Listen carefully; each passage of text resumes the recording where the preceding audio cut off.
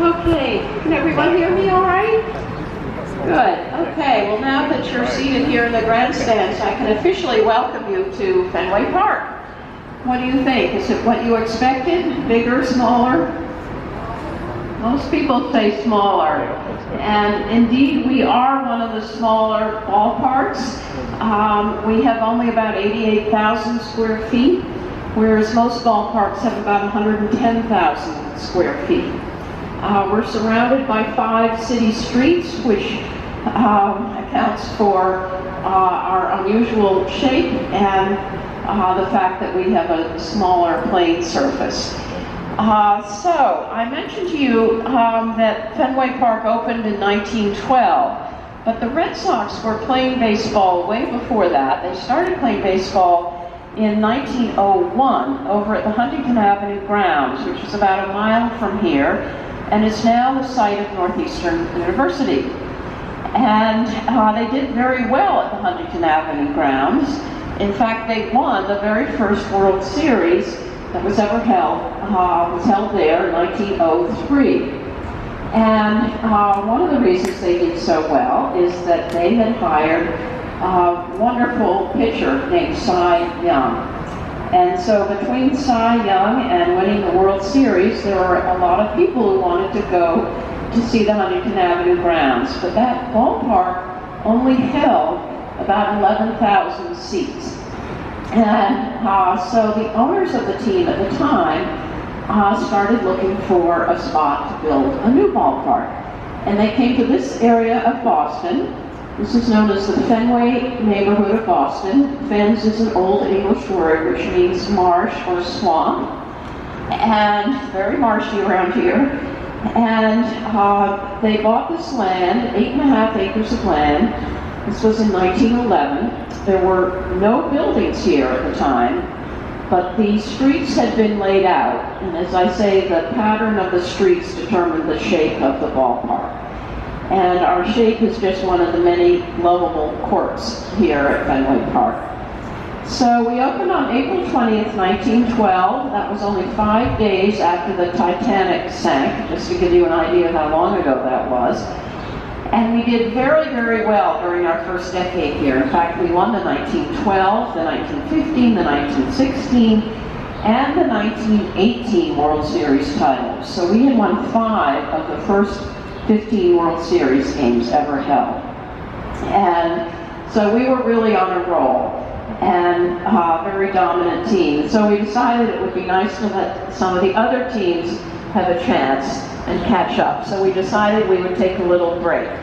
So we took a little break of 5, 10, 20, 30, 40, 86 years. It was 86 long, painful years between 1918 and 2004 before the Red Sox won another World Series.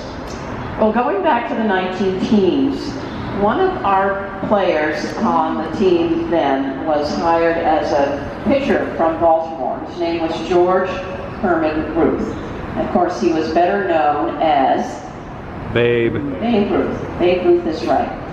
And Babe Ruth was not only a great pitcher, he was also a great hitter. And in fact, in one year that Babe Ruth was with us, he hit 29 out of the 33 total home runs for the season. And the rest of the team hit 4. Now, 33 home runs for the season sounds low. It's because it was during the so-called dead ball era, where baseballs were played until they literally fell apart. So they didn't go as far, so there weren't as many home runs. But as I say, of those 33 home runs, Babe Ruth hit 29. The rest of the team total only hit 4. So he was very good, and he knew it, and he went to the owner of the team and said, I've helped you win 3 World Series titles, and it's time for you to double my salary.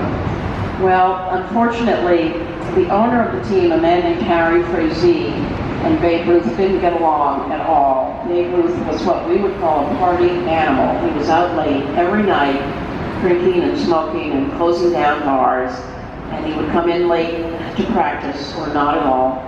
And Harry Frazee did not think this set a good example, and he said, no, I will not double your salary, but I will sell your contract to the highest bidder. And so, unfortunately, Babe Ruth's contract was sold to our arch rivals, the New York Yankees, on December 26, 1919, for $100,000. It was an unheard of price at the time. And a lot of people think that selling Babe Ruth's contract is why we had the 86-year-long period without any World Series wins. Many people don't know, however, that in addition to selling Babe Ruth's contract, Mr. Frazee also sold the contracts of 13 other ball players. He decimated the 1918 World Series team, and 11 of those ball players went to the New York Yankees. So all during the 1920s, the Red Sox fans had to sit here and watch their heroes in Yankees uniforms, and they were winning games and the Red Sox were losing games because Mr. Frazee did not use any of the money that he had gotten from selling all these contracts into rebuilding the team, hiring new players, or into fixing up the ballpark. So consequently, we were last or next to last every single year during the decade of the 1920s, and there was talk of selling the team. We might have faded into oblivion, but we had a stroke of luck. And that was that down in South Carolina in 1933, a young man turned 30 years old. His name was Thomas Austin Yawkey. He had been brought up in Detroit by his aunt and uncle, and his uncle owned the Detroit Tigers. So he'd grown up around baseball. And on his 30th birthday, he came into a huge fortune. And he decided to buy himself a birthday present of a baseball team.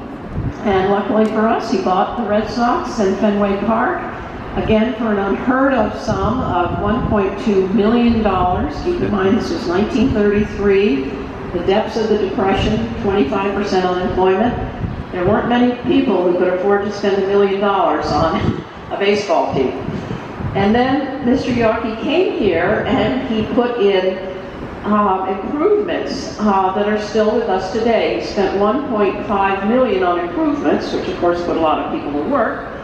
And some of the improvements that are still here today are these seats you're sitting in. These seats date from 1934. This is the 1934 wood and the 1934 iron.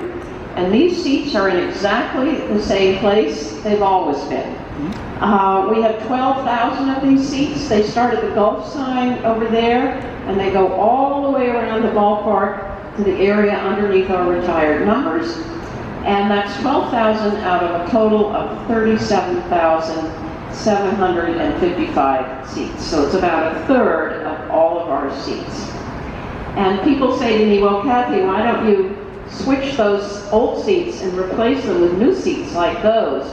And there are several reasons that we don't do that. And one is that a lot of these seats are owned by families who have season tickets, and they're passed down from generation to generation. And so we have people coming here to Fenway Park, and they might have a ticket from the 1940s or 50s, and the ticket might say Section 26, where you're seated now, row 10, seats 12 and 13, and if those seats are still available, that person can sit in exactly the same spot that his great-grandfather or his grandparents sat in to watch a game. And people love that. And so these seats aren't going anywhere. Mr. Yawkey also put in a roof over our heads and extended it down the first base line. And he connected the bleacher seats, which are those green seats behind me, with the rest of the ballpark. When he got here, the bleachers were in an entirely separate building, and those people had no access to the concessions. He thought that was ridiculous, so he connected the two. But as you can see, there's still a bit of a gap between the green seats and the red and blue seats. But what he did that he's most well known for is he put up that big green wall. Can anyone tell me its nickname? Green Monster. Green Monster. Green Monster is right, and that's our most famous feature. And that was put up because when Tom Yawkey got here, there was a small fence there, The dead ball era was over, and balls were flying out over the fence onto Lansdowne Street, which is right behind the wall there. And at the time, Lansdowne Street had a lot of car dealerships, and they had plate glass windows.